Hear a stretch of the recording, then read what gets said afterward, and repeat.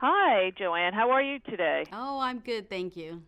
I'm really looking forward to learning more about disrupt aging and how the demographics of the American population is changing. Why do you say 50 is the new 50? Well, we've all heard those radio and television commercials that says 50 is the new 30 and 60 is the new 40, and I absolutely think that 50 is the new 50, and it looks good, and it's very different than it was for our parents or grandparents, and the fact that people are living longer and living more vibrant lives than they did some 10, 20 years ago. That is so true. I mean, you see older people everywhere being active and doing things that I guess, as you say, our parents never did. But what is an age disruptor, and how can we disrupt aging? Well, I think it's the way we live our lives. We know for a fact that people are going to live some 20 or 30 years longer than our parents or grandparents lived. I like to refer to it as extended middle age, that if in fact you live to be 65 in good health, you're likely to live to be over the age of 85. The fastest growing age group in this country is people age 85 and older, and the second fastest is people over the age of 100. So if you think about that, you're going to have, after 50, another 40 or 50 years to live your life. Wow, that is just incredible. I mean, it's really truly changing the American society. Is that what inspired you to write your book?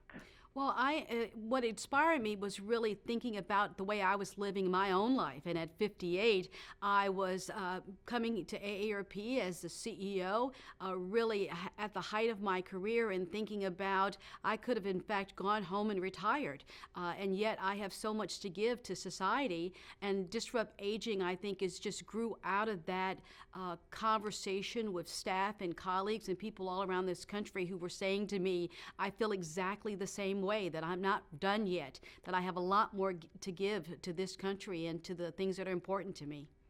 You know, there's so many opportunities for older people today with technology and everything, yet we see ageism, we see discrimination. What are some of the challenges, and how do we combat that? Well, there's no doubt that age discrimination is alive and well. It's not just about the old, but it's also about the young. And our whole Disrupt Aging movement, I like to say, is ageless. That this is around how do we stop people from judging people based on their age, whether it's because they're too young or whether someone thinks they're too old. And that Disrupt Aging is really trying to challenge people to live their best life and not be judged by how old they are. So I guess you might have some tips for us for achieving the best life, right? Absolutely. I like to focus it around health, wealth, and self, that we really need to focus on living healthy lives, starting to eat right and exercise at a younger age, which allows us to live longer and healthier, around wealth, that the fact that we don't want to outlive our money, and that we can't just depend on Social Security, but we really need to start planning and saving, not just for retirement, but saving to how we want to live our life in our 50 plus years. And then that whole self of what am I going to do with these extra 20 to 30 years that's been given to me, finding meaning and purpose in what it is we're doing and how we're living. A lot of us are either staying in the workplace or volunteering or doing philanthropy kind of work, but being really active in our community. And I think that so many of us could be helping to solve some of the country's problems, whether it's around mentoring, around healthcare services, caregiving. We have a lot to give back. Well, sure. After all these years, I mean, people who have reached their middle age or upper middle age, I mean, they have so much experience and really knowledge, wisdom, in approaching problems and trying to solve them, irrespective of new technology. I mean, people are people after all, right? Absolutely. And we know that people, particularly women over the age of 50, are the fastest growing users of people on Facebook.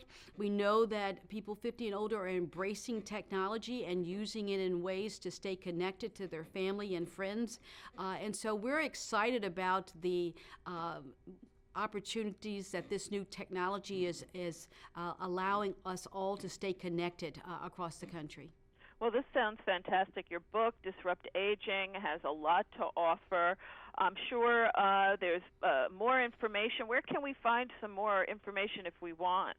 Well, we'd like for people to go to disruptaging.org. Not only can they find information about disruptors, but they can also get access to the book if they'd like. So we'd love for people to go to that website, disruptaging.org. Excellent. Well, this has been very informative, JoAnn. I wish you well with your book, and hopefully, one step at a time, we can start changing these negative perceptions that have, we've been suffering through from a bygone era. So, good luck, and thank you very much. Thank you, Patricia. Bye-bye.